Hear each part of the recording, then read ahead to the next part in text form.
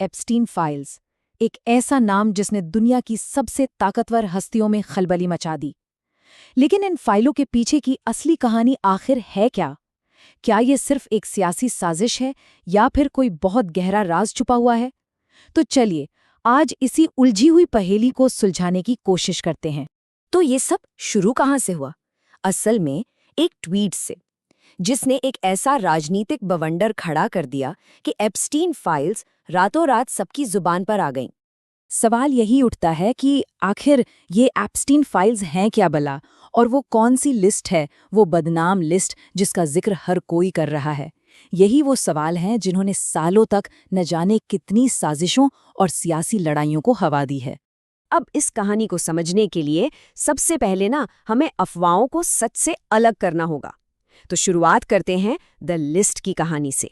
तो देखिए, इस पूरे विवाद के सेंटर में थी एक क्लाइंट लिस्ट की अफवाह, एक ऐसी सीक्रेट लिस्ट जिसमें दुनिया के सबसे पावरफुल लोगों के नाम थे और कहा जाता था कि इसका इस्तेमाल ब्लैकमेलिंग के लिए होता था।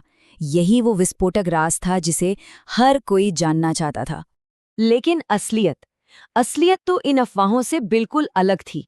जिसे लिस्ट कहा जा रहा था वो असल में गिज़लेन मैक्सवेल की एक कॉन्टैक्ट बुक थी। एक खोजी पत्रकार जूली के ब्राउन ने तो यहाँ तक कहा कि इस लिस्ट पर इतना फोकस करना असल में मुद्दे से ध्यान भटकाने जैसा था। असली कहानी तो कुछ और ही थी। तो सवाल ये है कि एक मामूली से कॉन्टैक्ट बुक ने इतना बड़ा सियासी तूफान आखिर खड़ा कैसे कर दिया?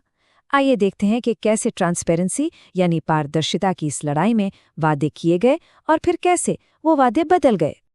ये टाइमलाइन अपने आप में एक कहानी कहती है। देखिए कैसे फाइलों को जारी करने का वादा एक पॉलिटिकल टूल बन गया। पहले ट्रंप ने वादा किया कि वो सब कुछ सामने लाएंगे, फिर डीओजे की ब्रीफिंग के बाद उनका मन बदल गया, और आखिर में जब जनता का दबाव बहुत ज्यादा बढ़ गया तो उन्हें इन्हें जारी करने वाले कानून पर दस्तखत करने ही पड़े। यहाँ देखिए, कैंडिडेट ट्रंप और प्रेसिडेंट ट्रंप के बयानों में जमीन आसमान का फर्क है। पहले वो कहते हैं मुझे कोई दिक्कत नहीं, मैं लिस्ट पब्लिक कर दूंगा। बाद में कहते हैं निर्दोष लोगों को चोट नहीं पहुंचनी चाहिए। तो ऐसा क्या हुआ डीओजे की ब्रीफिंग के बाद कि उनका पूरा नजरिया ही बदल गया? अच्छा, तो इतने सियासी ड्रामे और इतने वादों के बाद जब ये फाइलें आखिरकार सामने आईं, तो उनमें निकला क्या?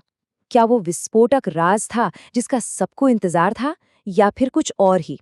सितंबर 2025 में 33,000 से भी ज्यादा पन्ने जारी किए गए।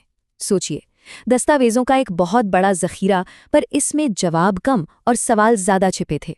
लेकिन दिक्कत ये थी कि इन हजारों पन्नों में से ज्यादातर जानकारी तो बस छिपी हुई थी, काले मार्कर से ढकी हुई, खासकर उन लोगों के नाम जिन्हें पॉलिटिकली एक्सपोज्ड इंडिविजुअल्स कहा गया।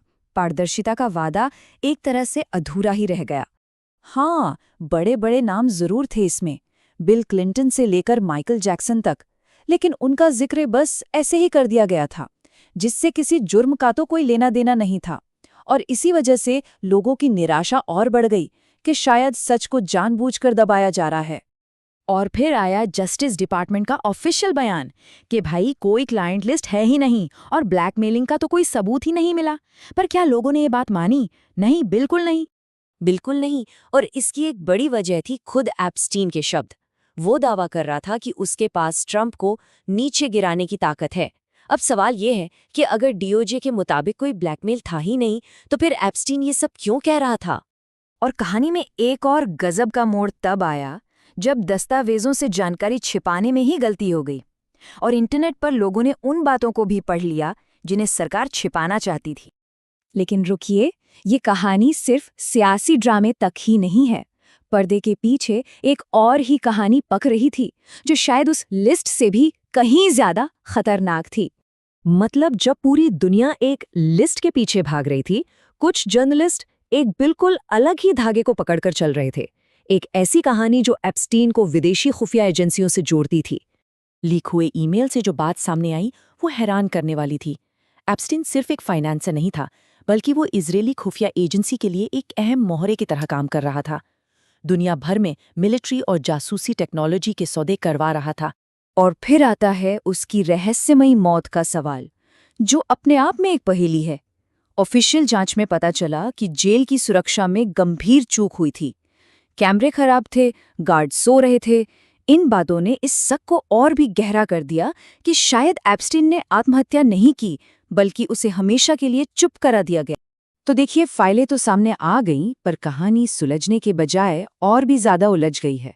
और पीछे रह गए हैं बस सवाल ही सवाल। सरकार अपनी ही वादों पर खरी नहीं उतरी, डेडलाइन मिस हो गई, फाइलें अचानक वेबसाइट से गायब हो गईं और जो जानकारी सामने आई वो भी आधी अधूरी। नतीजा ये है कि सच जानने की कोशिश आज भी अंधेरे में ही भटक रही है। तो आखिर में ये सवाल तो बनता है कि क्या ये लिस्ट की खोज असल में एक भटकाव थी?